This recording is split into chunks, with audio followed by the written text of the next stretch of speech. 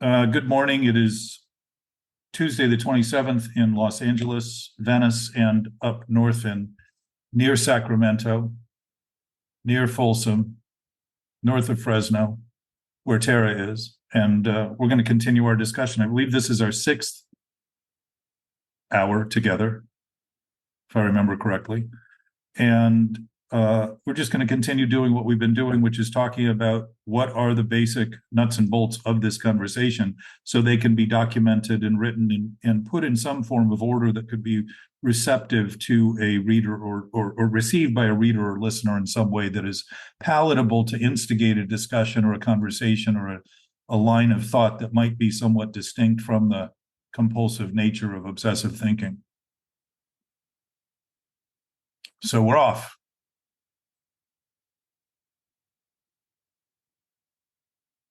Well, for full disclosure, my mind is somewhere else this week. I'm taking notes, though. My sponsor was diagnosed with a terminal cancer, and she probably only has weeks, maybe months. So I am emotionally walking through something big and something new. Should not affect our conversation, but that's where my mind has been, just processing. So you talk about the compulsive nature of obsessive thinking, and managing my thoughts has been necessary because I can so easily look at things and react to things in a positive way, or I can look at things and react to things in a negative way.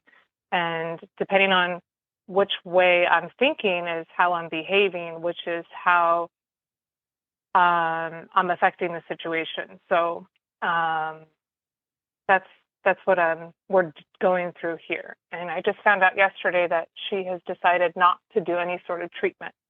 So it's just gonna play out. Obviously, she's my sponsor, so she's in the program. She is amazing. Her faith is amazing. Her calm is amazing. Her acceptance, she, by reacting to this situation the way she is catapulting my faith to a whole new level that maybe would have taken decades otherwise, or extreme situations like this, because she is deep, deep, deep in her faith. She happens to be a part of an organized religion, which works really well for her. And it happens to be the same religion that I grew up in. So there's definitely a peace around her. And it's hard not to want to engage in that peace with her. And so that's what's going on this week with me. So that sounds like a perfect place to start, first of all, because it's exactly where you are in terms of your thinking, and it's exactly where we are with that thinking. And what you're describing, as I'm hearing it, is that this concept of living life on life's terms is actually beginning to face life, which for us humans includes this process of seeming death, this transitional disintegration of our body that seems so inherent and so necessary to life, and yet is really a byproduct of that life that's designed to do exactly what her body is doing given the conditions that she has, not something that is a tragedy like we tend to talk about it. It's just something natural that doesn't always seem natural to the thinking we do about people and the reliance we have on their bodies because of the reliance we have on our thoughts about bodies, including our own. Thinking we're a body would be a major conflict if who we are is not our body and we simply have a body. So as you know, yeah, go ahead. Well, I had this to your point, or at least what the natural part of this. I had this thought in meditation the other morning, and it dawned on me that I'm praying for healing so I can have more time with her. But it dawned on me, I'm like, oh, but God probably has better plans for her, and I'm being so selfish wanting her to stay here.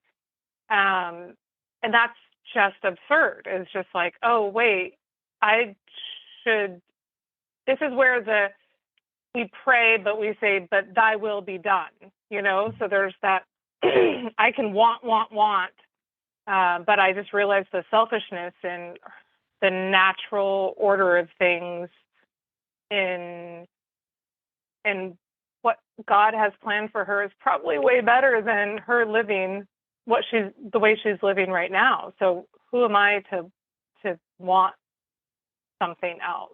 I mean, I don't know that I'm making any sense, but I think it dawned on me that I was being selfish. Makes This is the bottom line. Exactly the experience I had the first day my daughter died. That I was really bemoaning the ideas I had about what should be rather than what was. And I realized I am not honoring her at all or her memory, but only honoring the thoughts I had about what would come, what should come, what I expected to have come, what will be, et cetera, et cetera. I was just in the process of creating a trust and figuring out how to leave. I'd worked hard, saved money, had things to leave for the kids with ideas of what they would do with that. And all of a sudden that's disrupted. But my sense is that if we're talking about in sobriety, living on life's terms, and the experience of life we've been having is based on our thinking's terms, then we haven't been facing life honestly. And one of the honest aspects of this experience we're having is that bodies transition and disintegrate. That is part of the design. This is not some rare thing that happens occasionally to some people. The timing of it seems rare and exceptional because we don't expect it. And yet I don't think there is a better chance to view things accurately and honestly than facing the reality of this situation as being the reality of all of our situations that we want to make believe won't happen to us because it hasn't happened yet. The same way that if I think I can go out and drink and use, I'm thinking that won't lead to the death that I've witnessed in dozens and dozens and dozens of other people. And when it doesn't, this one time I start to think, I got it. I can do it forever. I can start acting insanely and nothing's ever going to come of it because I've gotten away with it so far. That sort of mania is that same mania of thinking that how I think about life is how life is, rather than start to concede that life is actually exactly as life is, and it doesn't change. And I don't suspect God has any different plan for her than God has for anyone, because I don't think God has a plan. My sense is God's given us everything and said, do with it what you want. And you will be better and more productive when you do with it when it aligns with reality and truth, because reality and truth is all that exists.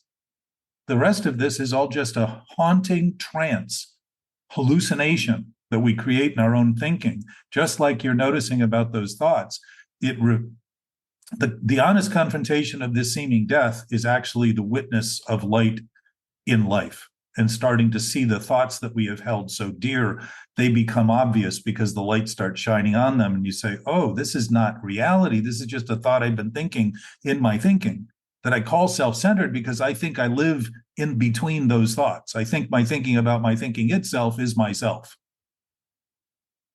That's what self-centered thinking is. The self seems centered in thought.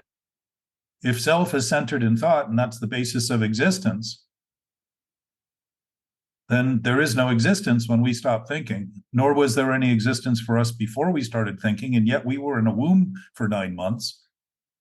And we certainly didn't have a lot of thinking going on when we were born. Our brains hadn't developed yet to begin to actually be cognitive in the way that they do. But we knew things. We knew when we were hungry. We knew when our diapers were wet. We had an awareness. We knew how to cry to get attention. And the adults seemed to know when we were crying, we needed something. There seemed to be communication going on there that was well beyond the thinking. So I would say, did you ever watch the movie The Never-Ending Story? I love that movie.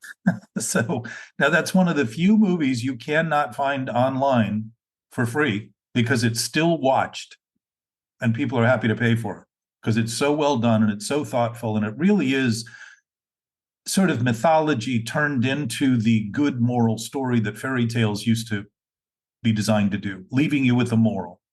And one of the morals in that story, you remember, was the kid, the teenager who was taken on by the princess of the universe to save the universe, went through all of those haunting the swamps and the dinosaurs and the monsters and all, passed all the tests. And the final test was standing in front of that archway in the middle of a desert and simply facing yourself.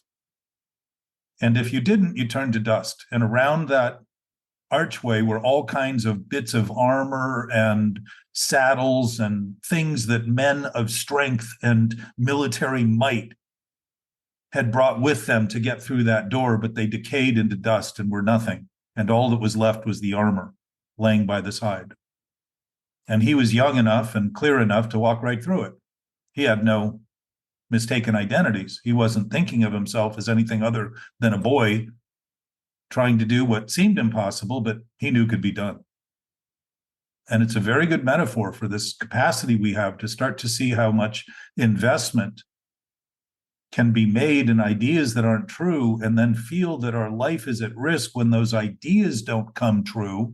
We're always almost wishing on a falling star constantly for hope and faith in something that is just imagined, rather than beginning to realize that reality doesn't need faith at all.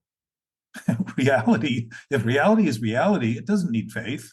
It just is reality. Even when we have no faith, it's reality. And when we have lots of faith, thinking it's what we think it is, it's still real.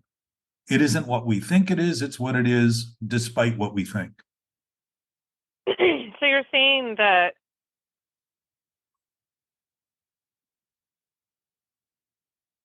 so what I hear you saying is that there's no need for faith. No, I suspect the need for faith. Faith is basically taking an action without proof, like belief. It's being able to rely on something without the evidence. Herb K, who I've done a lot of stuff with, says that the ego requires proof first before action, and spirituality offers proof after the action. Meaning that when we rely on something and have the faith to say, there's nothing visible to confirm that this is true, but if I act on it, I'm confirmed in the action by the sensation I get of place and belonging and welcome and readiness and all of those things that come with it. There's a sense of place and peace in that faith, because I only have to have it for a second and it's immediately confirmed in the decision I make. That means it's like 2 + 2 is 4. I don't have to go back through the rudiments of math to understand how I learned that. I can use it because it always works, always works, always works, always works. So it becomes, as the big book says, a working part of the mind. Literally. And what it's saying, it's become a working part of my thinking, so I don't have to hope with endless faith in something that's impossible, like my imagination being turned into truth, or my ability of being able to drink normally or use drugs normally. I don't have to work on proof of something that's impossible and think that the same reality needs the same level of proof, because the things I was doing to have faith were faithless and untrustworthy, except that they were trustworthy and that they were always going to fail. The promise of a lie is failure. The promise of a lie is a lie. If I'm constantly having faith, and largely that's what obsessive thinking is. I'm constantly having faith in my thoughts to bring about reality, rather than begin to realize I don't need to even think about reality for reality be reality. And in my human experience, when I take that step, all of a sudden I have a very different experience with my thinking, because my thinking now is following the leader, the natural source of life itself, rather than following its regurgitation of thinking about thinking about thinking about thinking. So you said, I'm going to back up a bit here, because you mentioned when I take that step, right? That is an act of what? It's not an act of faith, you're saying? So what is it an act of? I would say it is an act of faith, but immediately, remember in the Raiders of the Lost Ark, when Harrison Ford was trying to cross that abyss, and the guy said to him, when you take the step will be there. So he stepped. No, but that sounds good. He stepped out into this abyss, and sure enough, here's the step where his foot was. He obviously was reticent, because it doesn't make sense in our world, because we look for the tangible evidence to confirm the reality. But we're talking here about things that aren't tangible in the same way. They're tangible in our present knowing, but our present knowing isn't bound in sentient touch and feel and sight and vision and all that, or hearing. It's based in a knowing of knowing. It's based in an awareness that we all have and we know we have, which is why we know so clearly what's wrong when something's wrong. So we have the future state, desired state is to have this working part of our mind have this be completely aligned at all times with our knowing. Well, it's to begin seeing that it is that way, even though right now we think of it as a future state. You and I can talk about it as a future state. Well, I mean, we're humans, though. We can't just some of us might be able to, but in terms of wanting to create something that can help other humans, we need to have some sort of path to process what you're saying in terms of having this be a working part of your mind, where it's not and necessarily an act of faith, it's just the way we see the world. How do we get...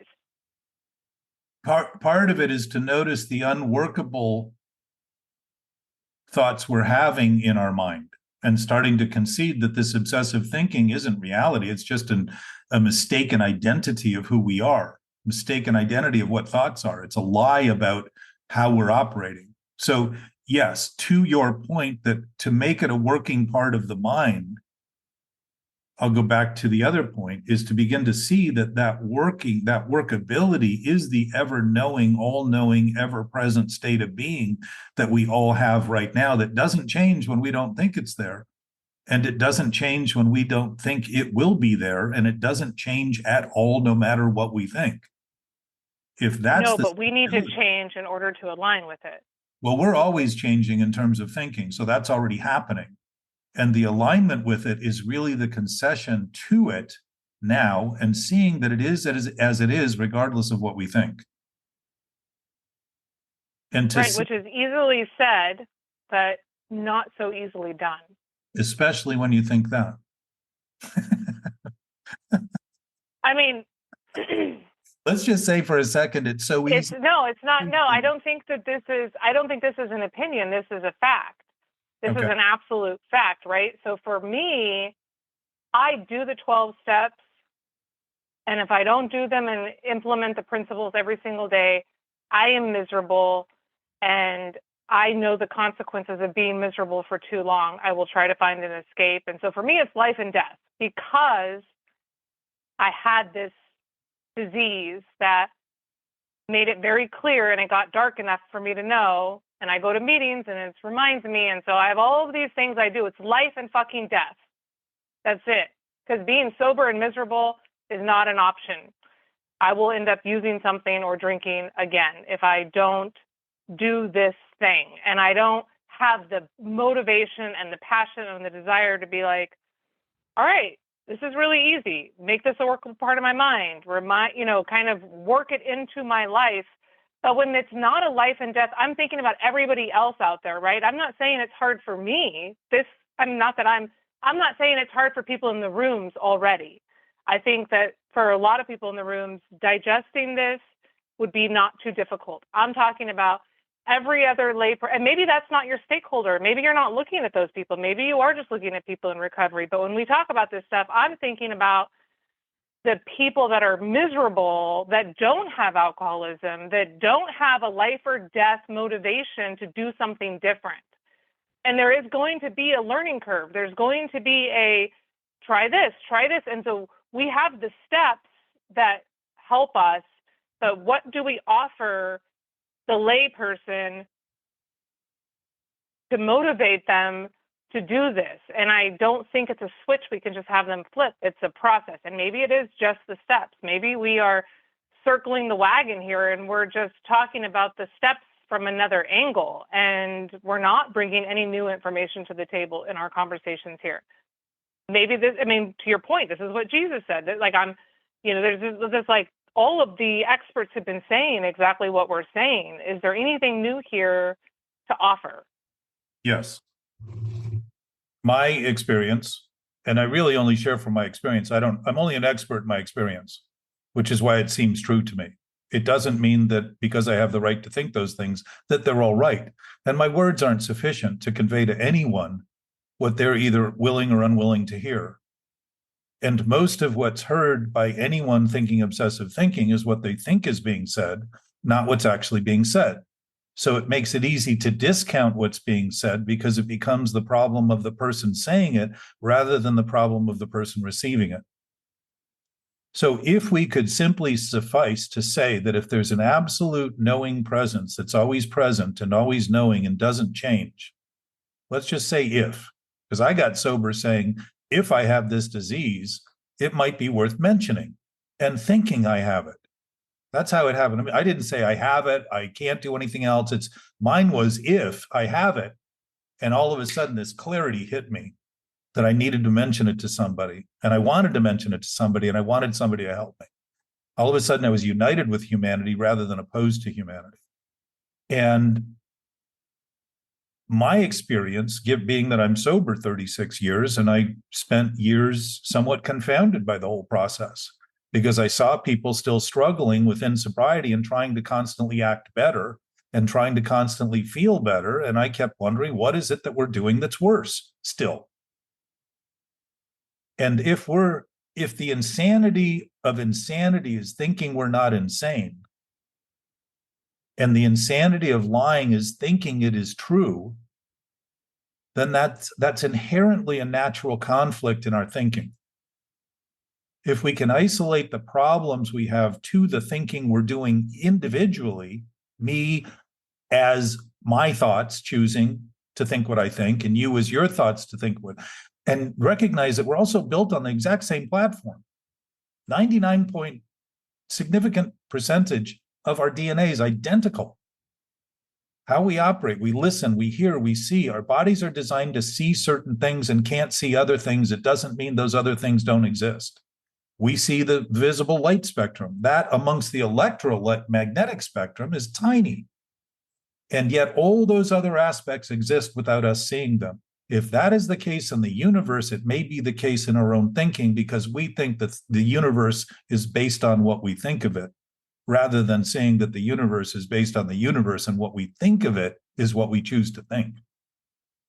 So my experience is, and I am, in my understanding, speaking to anyone who is thinking about their thinking and wondering why it seems so confounded and so conflicted and so discomforting, and always has them wonder whether or not they shouldn't be feeling better and how to feel better than it, rather than wonder what is it that we're doing that's worse. And I would say the blindness of addiction is the idea that we're not even doing what we're doing. We think we shouldn't even be doing what we're doing while we're doing what we're doing, and we don't talk about what we're doing as what we're doing to impact this absolute state of knowing that does not change regardless of what we think about it. And to begin to notice that is literally beginning, like you turn a flashlight on in the dark and bam, the darkness is gone.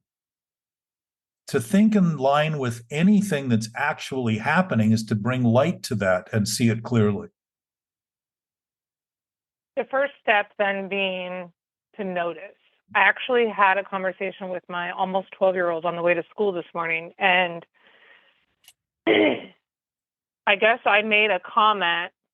We were talking about what racism is, and I made a comment, and he said, that was your example of being racist, that you're racist. And I said, well, that is an example of my perception of the world because that's what I was taught.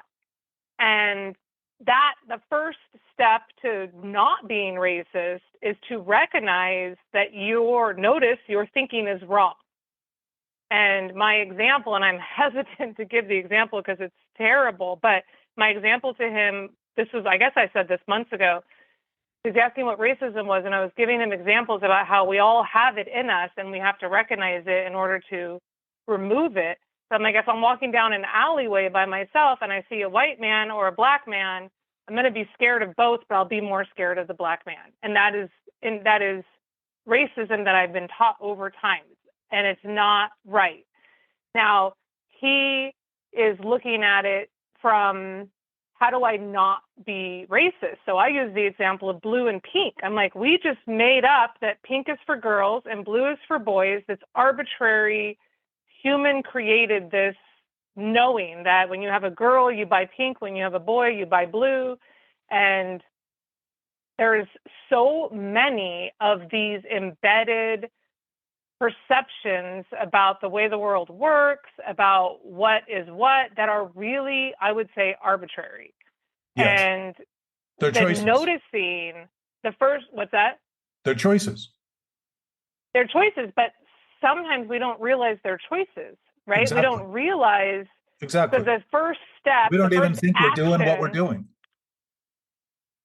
Exactly. And that's where the step, like an actionable item for change, would be notice. And maybe we've already said all this already. I don't know. I feel like this is duplicative of previous conversations, but notice your thinking. And you say shine light on it, but I don't have a flashlight. So my only ability is to slow down and notice my thinking.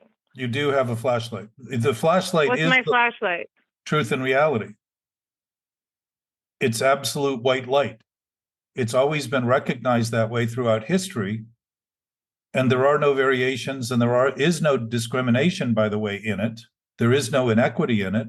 There is no division in it. None of the things that we have used to signify that our thinking is the source of reality are in an absolute state of being. None of them. Because there are no parts or pieces. There is no conflict. There is no struggle. It does not change. That's the simplicity of it. To begin to notice that that's our basis, and all we're doing is making believe that our basis is thinking, is starting inherently to come up with discrimination as a natural byproduct to then say we can do nothing about because it's all everybody's ever thought, and it's so embedded in our thinking we'll never stop it. But it's the thinking we're thinking about our thinking that's creating that. It's the addiction. Agreed. I'm not saying that anybody's waving a white flag and saying I can't change it. I'm saying, how do we change it? And the first step is to notice that it's happening at all. Right? Well, but again, this all tracks back to the idea that our thoughts are reality. That single thought has us think that there is no reality. And I would suggest to you, as we've talked about, that a thought that has no substance is dark because it does not exist in the light. It's all imagined to exist. It doesn't have any basis. So these thoughts we perpetuate have us feel dark and moody and heavy and afraid and haunted by this darkness we're creating. There's no denominator, there's no substance, there's no essence to them. They are simply thoughts about thoughts that are imagined to be reality when in fact they are delusional and insanity. It's the inanity of insanity. Let's take that and looking at it on a spectrum. If I'm in that dark place and I'm having these dark thoughts and I'm depressed, the world hates me, blah, blah, blah, blah, blah, that is going to create my reality. And hear me out, because I'm not going to go outside and get the sun. I'm not going to show up to the birthday party because I don't want to be around people. I'm not going to make conversation with somebody at the store when I go to the store. I'm not going to make eye contact. I'm not going to smile. So I'm going to then make choices based on that false thinking, which is then going to create my daily living. So my original thought, darkness, the world hates me, I'm depressed, I'm chemically imbalanced, I'm blah, blah, blah, blah, blah, will play out in my life by the choices I make because I've been feeding myself all of this darkness. So all you're manifesting. So it does create your reality. No, you're manifesting. You're manifesting effects, not reality. Because does I think maybe we're using different terms for reality. So it's my reality. It's the world I'm living in. Okay. It may not be the ultimate truth, but I am creating my experience. Let's say that. My thoughts create my experience. Very good. Okay. So let's stop there. Okay. All it is your experience. Doesn't make it right. You have the right to have that experience however you want. It doesn't make it right. It doesn't make it real. It doesn't make it truth. And if it makes it real for me. It seems to be, doesn't it? Mm-hmm. And yet, isn't it interesting that the things that it seems to create, like depression, we want to escape? Interesting that we would have the sense to want to escape them and yet claim so diligently that it's our reality. Why are we trying to escape the reality we're creating if it was something worthwhile, if there was something valuable to it, if there was something essential to it? We can't you escape. And I want to escape, but there is plenty of people that don't want to escape. They're perfectly happy or perfectly miserable being miserable. We wanted to escape it. How well we want the conversation now is how well people might begin to see their possibility in their own experience. And our escape was from a symptom. And what has it led to? A very clear awareness of the disease as a problem. If I clean the lens of my glasses, I see better. It doesn't mean the things I was seeing were foggy. And to think of them as foggy as a result of my glasses being foggy is to not notice how my understanding has largely been misunderstanding within the context of obsessive thinking. Somebody said yesterday, I spoke at a meeting, they said, understanding is the booby prize. The what? The booby prize. And that's true when the understanding is misunderstanding, when the understanding is that who I am is what I think, and who my reality is my reality, and think of how limited the world must be when it's all based on your reality. How real could that be if it isn't true for anybody else? You even admit by thinking of it as your own, but you clarified and saw it's experience you're creating. Doesn't mean our experience is any more correct than the thoughts that we're having, but we're mirror imaging our experience based on what we're thinking about what's happening, not what's actually happening. Because in a natural state of being, there is nothing happening. It's just a present state of knowing that does not change. That's what we refer to as God and this infinite power and this unlimited essence and this omnipotent, omniscient, all-knowingness. If that is in fact truth, then it's what you and I share. And by the way, all those other people struggling have that too. You and I and them too, right now, all of it simultaneously. And beyond that, every grain of sand, every molecule, every atom is functioning on the exact same basis. And what's interesting is none of them in the universe are arguing over what to do. They're doing what they do perfectly right now. And we are arguing over whether we belong and how we can fit and how we can kill each other or stop killing each other by changing our thoughts on the surface rather than noticing it's the core idea that our thoughts are reality that is causing this upheaval. And to be addicted to that is to be blind, seemingly, because who would want to take responsibility for fighting the world when it's impossible? It's ridiculous to fight the universe and life and everything that exists simply because I don't think it's what it is. So what do? We go into a blind mental blank spot. I don't have anything to do with this. This is what everybody else is doing. It's impossible to get everybody else to agree. Nobody else is going to ever think this way. I have this whole storyline to justify it continuing and continuing, and we have done a good job at that. If we all had written scripts, there would be never enough movie theaters to play those movies out. And yet the world is our stage, and we're seeing it played out, and the things we're doing is the characters we're playing, and the defective ideas we have about the characteristics and the personas and things that we think are really ours, when in fact the thing we really have is what we all share. And you're witnessing that with your sponsor. You're witnessing a connection you've made with her by seeing some things clearly and experiencing that with another human being.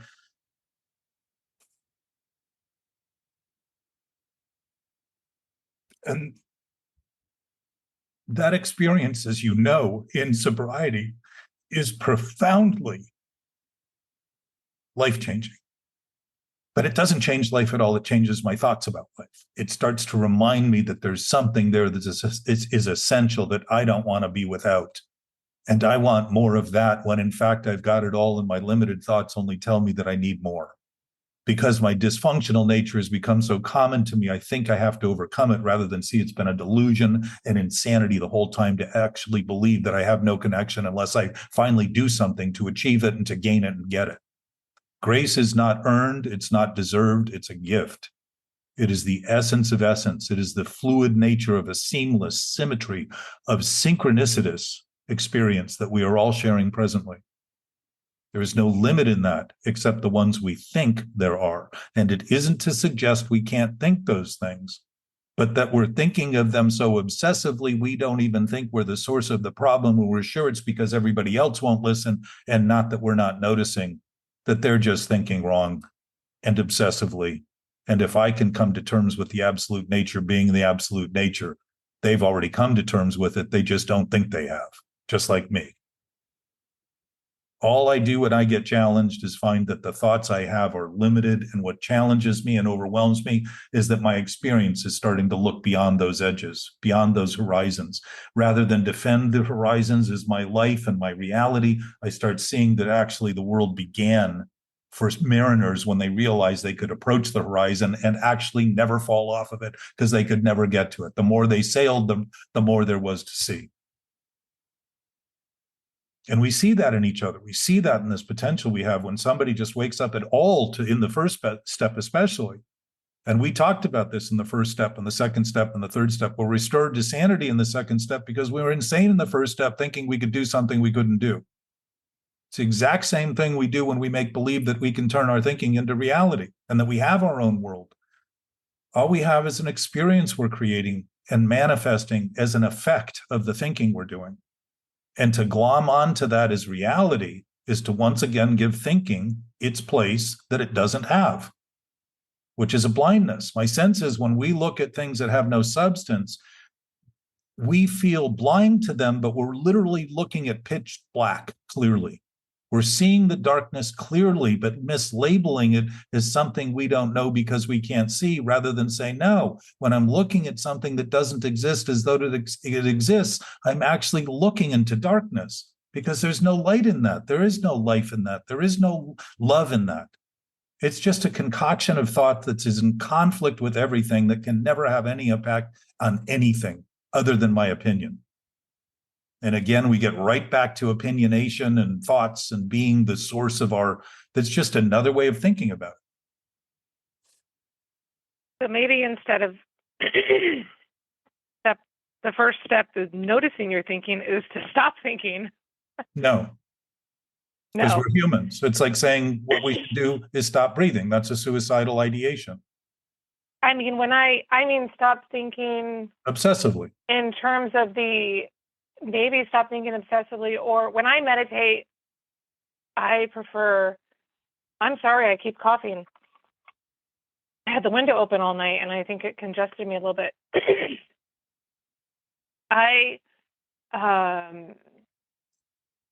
When I meditate, I do all kinds of meditation, but my favorite is when I listen to healing frequencies. My sister introduced me to this. It's not classical music, it's just different frequencies. 111 is my favorite healing frequency.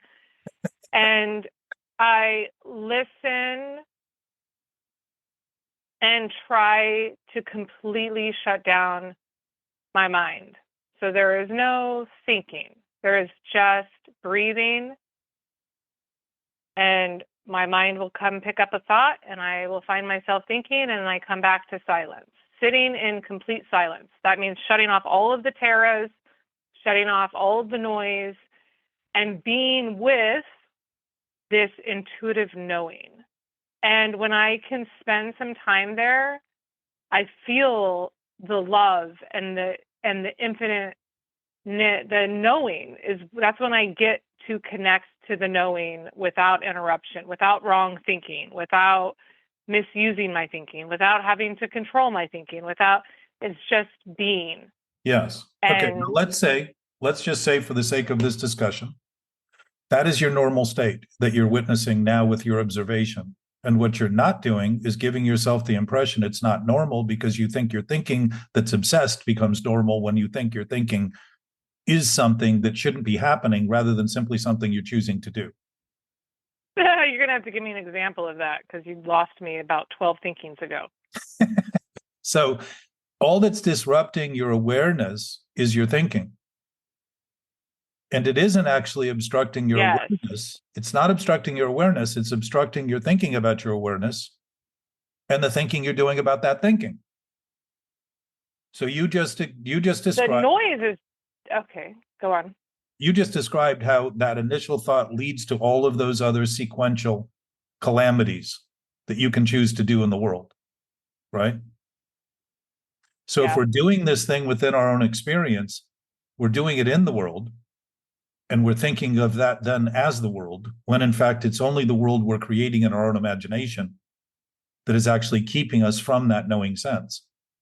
It's our commitment to that thought that gives us the impression that thing isn't there.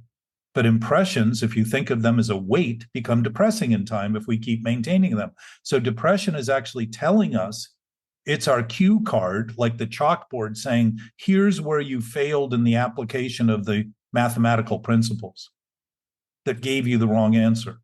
It's telling us we're doing it now. I'm depressed. I feel dark. I feel moody. I feel heavy. I feel unable. I feel disconnected. I feel lonely. All that stuff is saying I'm thinking about things that aren't true as truth right now. And as you begin to concede that, I began to realize, I'll share my experience. When I began to concede that, I began to realize that all of the pain and the sorrow and the anxiety and the depression and all that stuff, just like the bedevilments, were all signposts telling me I'm thinking something that's wrong. And not only am I thinking something that's wrong, which I can do all the time, but I'm thinking it's right. I'm sealing the problem with thinking it's right. And now I've created this inner vicious loop that I'm constantly paying attention to and wondering why I no longer seem to feel that awareness, because I seem to have no attention left to pay to it. All I suffer with is a lack of awareness or a lack of attention, because I'm consumed and intoxicated with the idea that the thought will someday be true if I just keep thinking about it, thinking about it, thinking about it, thinking about it, and not notice that whenever I do that, I feel disturbed. I feel anxious. I feel the inner struggle. I feel less than. I feel unable. I feel all of a sudden the world becomes impossible. All of a sudden, I leap from seeing everything from the impossibility I'm doing, and the lens of my glasses now colors everything in the world with that impossibility, not because it's impossible in the world, but because I'm looking through the lens of impossibility in my own understanding or misunderstanding. So that presence is always there. It can't, if it doesn't change, it can't come and go. And for us to think of it as something that comes and goes shows how much credit we give to thinking as being more powerful than that absolute knowing nature. Well, I feel like you maybe discount the human part of us, because we are also human. We are machines that have chemical reactions. So menopause, PMS, postpartum depression, these are legitimate chemical, scientifically can point Yes. to data points that are Yes. going to affect the way we experience life. And that has nothing to do with thinking. That is completely chemical. And I tell my almost 12-year-old, when he has an emotional outburst, my husband introduced me to this thought, this thing that his grandma used to say, which is a hormone popped. Like, oh, you had a hormone pop. And he has these emotional outbursts, and he is struggling with his feelings. And he'll come to me and he'll apologize for his emotional outburst. And I hug him and I say, this is why nobody wants to go back to being a teenager. You never hear anybody say, I want to go back to puberty, because it sucks. It completely sucks. You're on a roller coaster of chemicals. There's no consistency in what you're experiencing, because you are like a petri dish of chemicals as your body changes from child to man. So I love everything you're saying, and I think that there's a gap when we talk about the chemical makeup and the way in which we are human. And let me assure you, though, the nature of that chemical makeup is based on the same absolute nature. And it's what we think about it that complicate. If we can make it worse by if you start thinking about you having, you're dreading your period, for instance, your menstrual cycle, if you start thinking about that 2 weeks before you start having it, how do you think that might affect your day? Okay. I mean, I don't know that that's a fair example because you're a man, but I personally. All right, let's talk about puberty. Yeah, let's talk about all puberty. I focused on in my thinking about that thing that is happening chemically, that is natural, was what it shouldn't be and what I don't like about it and what I'm uncomfortable with. Nobody's thinking about it. No. Nobody's thinking. No adolescent is thinking. Of course they are. This is all chemical. No. They have no idea what's going on. Did you know what was going on? They're reacting to the feelings. They're They're reacting to the chemicals. Yeah, whatever it is. They don't know why Their they're waking up experience. angry as shit. They don't know why. They don't know what horny is. So these are. It's no different than the sentient information we're getting 24 hours a day from our environment that is affecting us chemically. Our chemical cocktail is constantly being mixed by the sentient information that's coming toward us.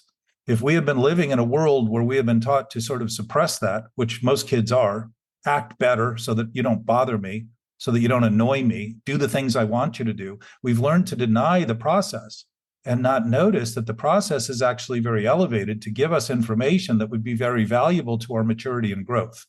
And yes, those chemical things are very compelling.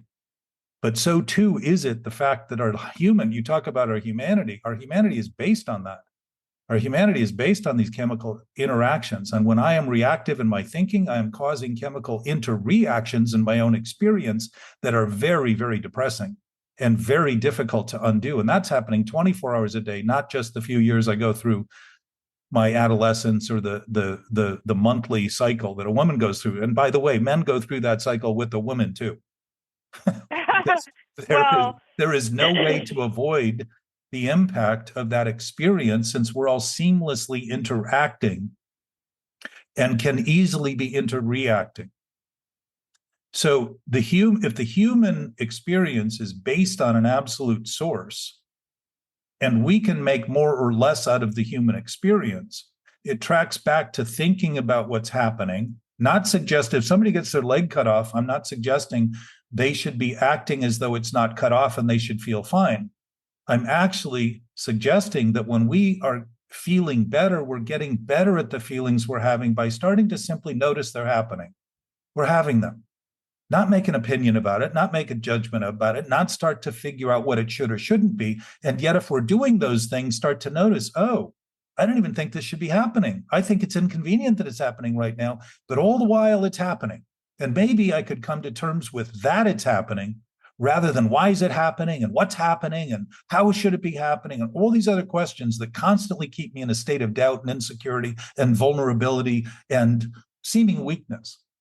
I'm being given information about what's happening that's accurate. If I can concede that in my thinking, I can start actually acting in relationship to it that has a foundation that could be constructive rather than destructive in terms of the fight and the irritability and the anxiety and all that stuff. I'm creating that in my thinking. It isn't happening. If my body was in a coma and I went through a menstrual cycle or adolescence, I would not be struggling with that process. It's my thinking that I struggle with in relation to all of these varied look at what happens in wars. I'm not suggesting people shouldn't be horrified. I'm suggesting that if it's horrifying, being horrified is actually the right response. And living with it and starting to, your sponsor is going through something that is very hard to face. It's very hard to sit with. It's very hard to think that you deserve to survive when she won't. And sit there with her, almost flaunting that fact. And yet you have an ability and a capacity to actually just be with her. And if you listen in the weekly announcement that Dr. Christopher Kerr, who sat with over 1,000 people who have died, he said it's an amazing, he described the process almost like the steps. And he said in almost every case where someone has a deliberate process, where they're actually facing what's happening honestly, there's a justice that occurs that gives them a sense of freedom, that they begin to console the people who come to cry for them. Because they realize there's nothing wrong with what's happening. They're just in a process and they're facing it honestly because they've been given the chance. And isn't it interesting we wait till death before we look at life honestly and say it passed before my eyes, when it's always presently in front of my eyes, when I'm busy thinking about things that should be that aren't, and wondering why I don't witness the absolute nature of that ever-present knowing awareness. I'm not good at this. I talk about it because I want to be better at talking about it, because as I do, I realize the weakness in my words. I realize the weakness in my ability to convey it. And I realize that there is something I'm doing that I don't think I'm doing that might be worth noticing in the most general way and admitting in some way, rather than making believe it's not what I'm doing, but what everybody else is doing that's wrong. gives me a chance, like you're talking about, gives me a chance to look at my experience and observe it and say, whatever's happening here, it's what I'm making out of it that I'm largely focused on. And whatever I think it shouldn't be, I'm largely so intoxicated with, I don't even think I'm doing it. And if I think about it honestly, all of a sudden there's a revelation of awareness that, yes, like I had the exact same thing happen when my daughter died back in December. That first day, I thought, I am not crying for her. I am crying about my thoughts in relation to what I thought should have happened, would have happened, could have happened, might have happened, I wanted to have happened. And I realized that's just a lot of self-centered thinking. And I said, that is no tribute to her or honor to her whatsoever. And I realized that in a way, she gave me a gift to start looking once more at life in its fullness, rather than this sort of decapitated experience that a body is all we have. And when it goes, there's nothing left. And I can do that presently, before I get cancer, before I have a heart attack, before I face death, because I'm already facing death today. I don't know when it's coming, and I know it's coming. And to begin to embrace that as a part of life makes the process significantly different than thinking it shouldn't ever happen to anyone close to me or anyone I know. And the fact that it happens to other people has nothing to do with me. That is a discounting of our interconnectedness and the value of our whole species to operate on that basis.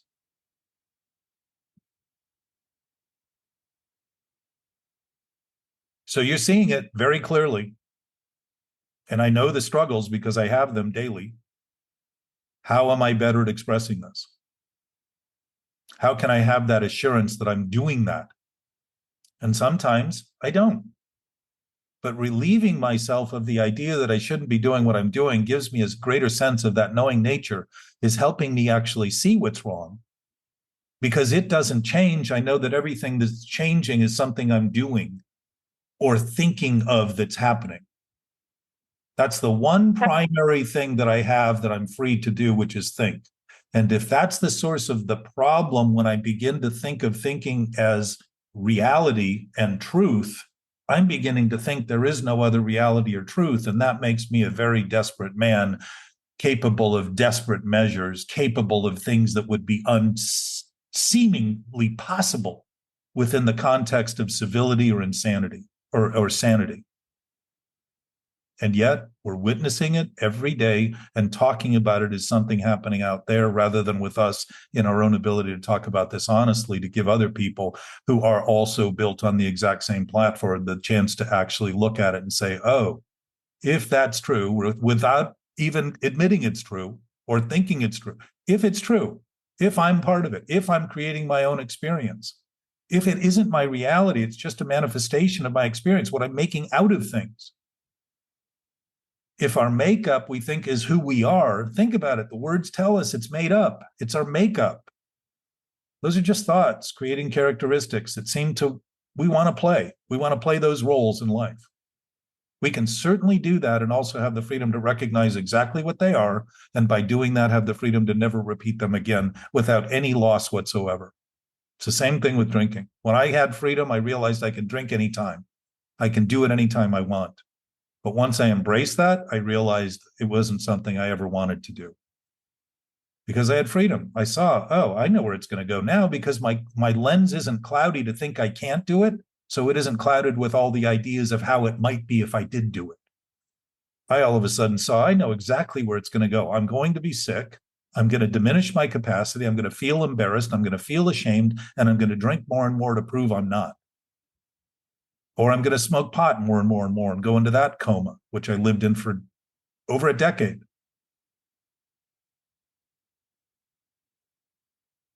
So those are all possibilities that don't go away when I get sober. They become clearly available.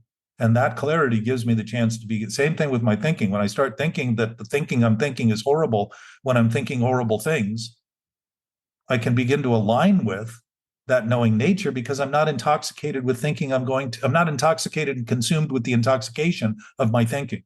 That cycle just dissipates. I know what I'm doing by looking at the effects I'm creating. I start admitting that those effects are giving me perspective. And if I read the signs right, rather than run from them and think there's something to get away from and get through and feel better about, I start realizing when I'm thinking sick thoughts, I feel sick. I feel nauseous. I feel like I'm at sea. I get seasickness. My stomach feels sick. Why? Because I'm going up and down and up and down and up and down. I'm on a teeter-totter trying to bring balance to it by having more of this thought and less of that thought, doing more of this and less of, rather than saying all of it's affecting the ups and downs. I'm creating the ups and downs all the time by the thoughts I have in either direction. If I think I'm only going to think positive, that's like being on the teeter-totter and think I'm only going to stay on the bottom or only on the top. It's not the point of the teeter-totter. But the teeter-totter sits on solid ground to be able to teeter and totter. And that's the point we're making here. I hear you saying we have to sum up this episode. 6 We have minutes. 6 minutes. Notice you're thinking, but no opinion, no judgment, just observation, because beating yourself up over it is counterproductive. Well, there's no self to beat up if you're looking at it clearly. And if you're judging it, just notice you're judging it. If you have an opinion about it, notice you have an opinion about it. And all of a sudden you'll start saying, I have a lot of opinions. I have a lot of judgments. And when I think judgment isn't a problem because brains are analytical, if we weren't judging, we wouldn't know how to take the next step. We literally wouldn't know how to drive a car. It's when we think the reality that we think we're condemned and we think everyone else is contemptible who doesn't have that same reality. We start thinking we're afraid and nervous because we've turned that judgment into reality. That's what forgiveness is. Forgiveness is starting to see that it's our own contempt for somebody else that we've been holding them hostage to, not what they did. What they did stopped. What we've been doing about it hasn't stopped when we think we haven't forgiven them. It's seeing it honestly and starting to say, oh, that's what I was doing. That's the fourth column, by the way, of the fourth step, which we're kind of on today. That fourth column is about absolute responsibility. It's not about my part. Everybody talks about it as their part because Bill was giving it to us in a chunk people could swallow.